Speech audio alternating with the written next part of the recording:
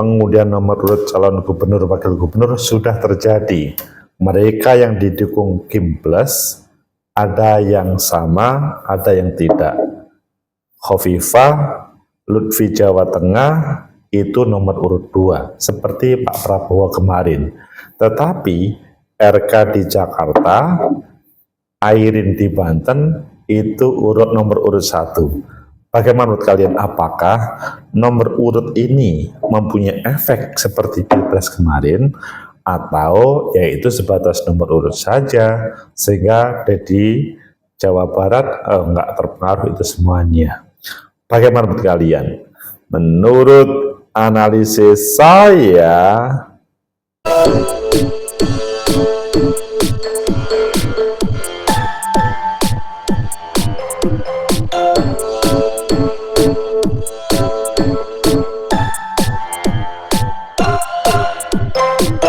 Assalamualaikum warahmatullahi wabarakatuh. Salam sejahtera untuk kita semua.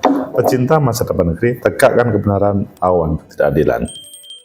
Kemarin pengundian nomor urut terjadi di seluruh Indonesia.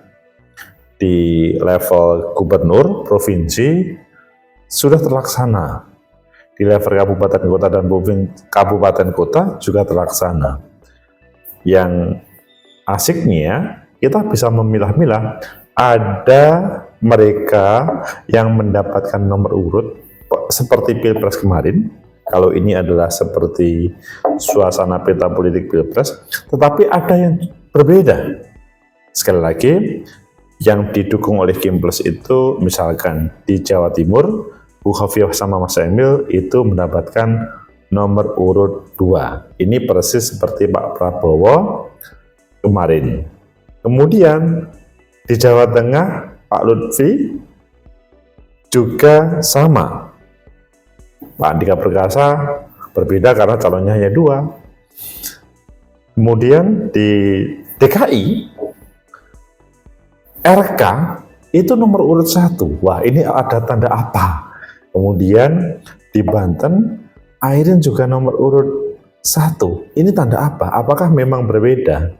Nah, di beberapa tempat lainnya juga terjadi, ada yang sama seperti Pilpres, ada yang berbeda.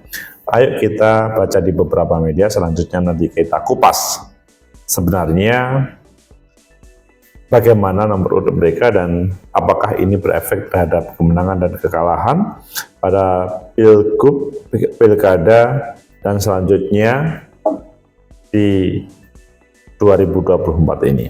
Pertama kita baca di Detik, nomor urut Pilgub Jatim 2024. Lukman itu nomor urut 1 yang didukung oleh PKB. Kemudian Khofifah Emil nomor urut 2 Kim Plus.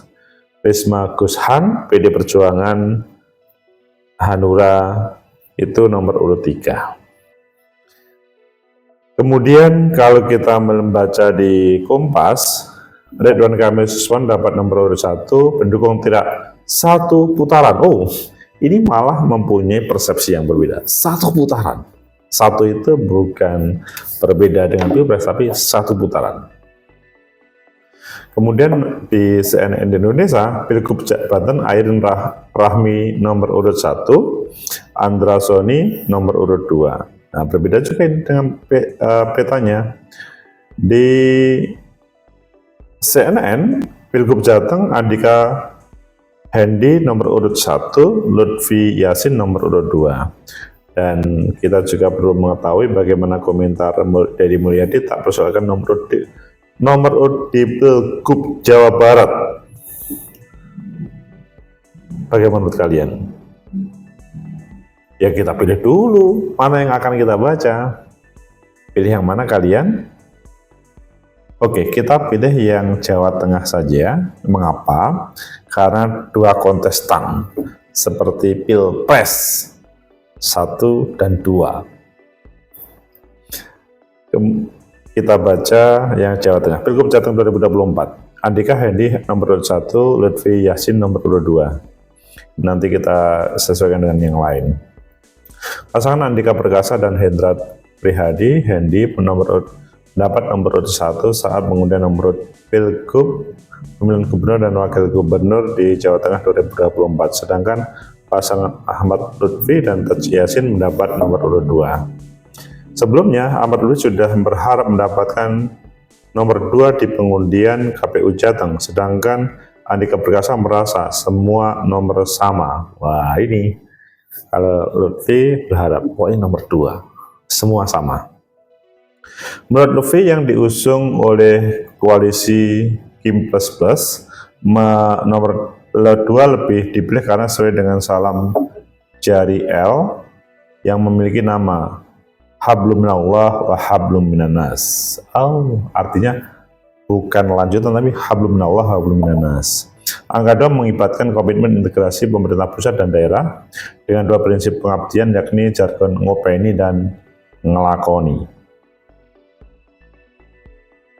Kalau bisa 2 lah. Kita punya simbol L2, Hablum minallah dan hablum minannas. Terus 2 mengibaratkan kita bisa integrasi pemerintahan pusat dan daerah. Selanjutnya kita punya prinsip pengabdian, bisa ngopeni dan ngelakoni. Kalau dapat 1 ya yang enggak masalah, Jateng tetap 1, ujar Lutfi di posko pemenangan sebelumnya. Sementara calon yang diusung PDIP berkeinginan nomor urut tidak, maksudnya tak memiliki keinginan. Baginya semua baik dan memiliki keberuntungan sendiri-sendiri. Kemudian kalau kita hubungkan di Jawa Timur yang pengundian nomor urutnya sebelumnya, ini dengan judul nomor urut Pilgub Jatim, Khofifah, Luman, Khofifah, dan Risma. Ini jelas yang dilaksanakan di Merkur Mirama. Pasangan Khofifah Emil mendapat kesempatan pertama mengambil nomor urut, kemudian Risma dan Luluk Luman. Ketiganya diberikan kesempatan dan hasilnya Luman nomor 1, Khofifah nomor 2, dan Risma nomor 3. Dan sesudah pengundian resmi, paslon Luluk dan semuanya sudah terbentuk, maksudnya sudah terurutkan. Diketahui Khofifah Indar Parawangsa yang diusung 14 partai politik, maksudnya Kim Plus, juga didukung oleh semua partai bukan peserta pemilu, yakni Prima. Kemudian Luluk ya sebagaimana yang didukung oleh Pak Gibran dan selanjutnya. Pecinta masa bernegeri, tegakkan kebenaran, lawan ketidakadilan. Itulah yang terjadi dengan pengundian nomor urut pada Pilgub Pilkada di Indonesia. Bagaimana menurut kalian, apakah nomor urut ini berpengaruh terhadap kemenangan atau tidak? Menurut analisis saya, pertama, bahwa seperti yang terjadi di Jawa Tengah, keberadaan calon dari Kim Plus itu berharap nomor urut 2 itu didapatkan, dan pasangan dari Lutfi Taj Yassin selanjutnya mendapatkan nomor urut 2 sebagaimana harapannya, meskipun pada waktu itu Pak Andika Perkasa tidak terlalu untuk berpikir nomor 1, 2 sama saja, tapi Lutfi ingin mendapatkan, Lutfi itu mantan Kapolda, Lutfi Yassin ingin mendapatkan nomor urut 2. Bahasanya hablum minallah wa hablum minannas, sinergi dengan pengurus pusat. Dari pertama ini, maka berbeda dengan keinginan Deddy Mulyadi yang ya nomor urut 1, 2 nggak masalah, welcome saja. Dari sini kalau menurut saya, dari perbandingan masing-masing daerah yang didukung oleh Kim Plus dan lawan Kim Plus, maka sebetulnya melihat dari sini adalah bukan harapan sama dari yang terjadi pada Pilpres 2024, tetapi secara hati kecil itu terjadi pada seperti Ahmad Lutfi di Jawa Tengah, yaitu berharap seperti di sinergi dengan nomor urut 2 pada waktu itu. Sehingga kalau pada analisa pertama ini, kalau menurut saya Mereka mendapatkan nomor itu, ya sebuah nomor keberuntungan semuanya. Kebetulan ada yang nomor 1, ada yang nomor 2. Itu menurut saya angka-angka keberuntungan menurut masing-masing. Toh mereka yang mendapatkan nomor 1 pun dalam bahasanya Ridwan Kamil 1 putaran. Dia tidak mengatakan ini adalah nomor sial, tetapi 1 putaran. Padahal kalau kita melihat RK itu didukung oleh Kim plus juga. Dari sini maka sekali lagi kebetulan mendapatkan nomor-nomor itu, sehingga akhirnya semuanya yang menikmati mensyukuri, meskipun mungkin ada yang merasa wah kok tidak sesuai dengan pilpres kemarin nih ya, sehingga ya udah itu yang terjadi, tidak ada desain. Tetapi yang terjadi adalah mereka mendapatkan nomor urut 1, 2, dan 3. No desain, original. Seandainya ada yang bermain-main, maka pelan-pelan akan ketahuan. Kemudian yang kedua, apakah hal ini berpengaruh terhadap kemenangan dan kekalahan pada pilpres besok? Secara simbolik, mungkin sebagian mengatakan iya. Tetapi secara substantif, menurut saya tidak. Mengapa? Karena sebuah kemenangan pesta atau kontestasi itu, yang terjadi adalah bagaimana meyakinkan pemilih terhadap pilihan-pilihan yang ada. Jadi, boleh orang mengklaim bahwa itu mempunyai pengaruh terhadap kemenangan, tetapi menjadi tidak laku untuk daerah lain. Misalkan di Jawa Tengah, Lutfi Taj Yassin yang mengatakan ini adalah keberuntungan, nomor urut 2, hablum minallah wa hablum minannas, sinergi dengan pemerintah pusat, mungkin itu yang diklaimkan oleh Lutfi dan Yassin. Tetapi kan bisa diperbandingkan dengan yang terjadi di Jawa Tengah, bahwa di sana itu tidak terjadi nomor urut 2 untuk Ridwan Kamil. Yang terjadi adalah Ridwan Kamil Suswono nomor urut 1. Kalau kita setback pada pilpres kemarin, itu adalah bukan nomor urut Pak Prabowo, tetapi nomor urut Mas Anies Baswedan. Apakah bisa dikatakan yang nomor urut 1 seperti DKI maka pasti akan kalah? Yang nomor urut 1 Airin pasti akan kalah. Pasti Airin sama Lutfi akan tidak bisa ini. Jadi kalau melihat dari sini, secara simbolik beberapa mengklaim bahwa itu berpengaruh terhadap kemenangan. Tetapi secara substantif menurut saya tidak.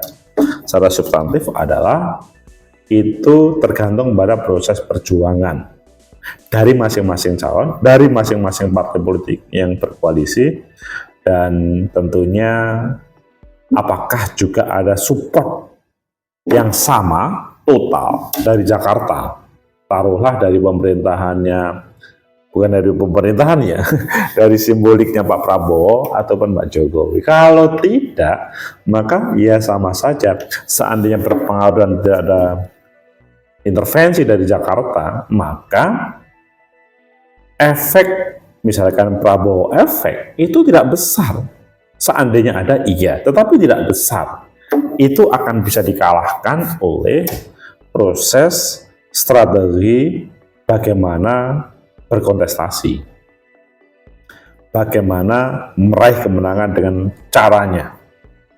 Kemudian yang ketiga, terus selanjutnya siapa dong kalau begitu yang menang pada pilpres nanti atau pilgub nanti? Apakah calon-calon dari Gimples atau calon-calon dari PDI Perjuangan atau calon-calon di luar itu? Kalau menurut saya sih, sekali lagi, Mereka yang mampu mengetahui aspirasi masyarakat, kebutuhan masyarakat yang akan menang.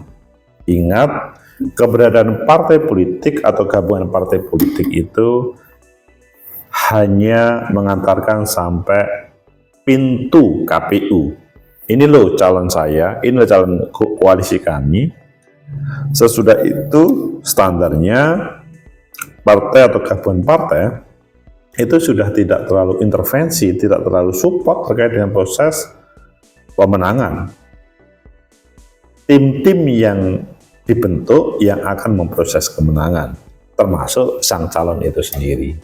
Sehingga kalau partai politik, gabungan partai politik tidak sama sekali tidak support, maka ya tidak berpengaruh.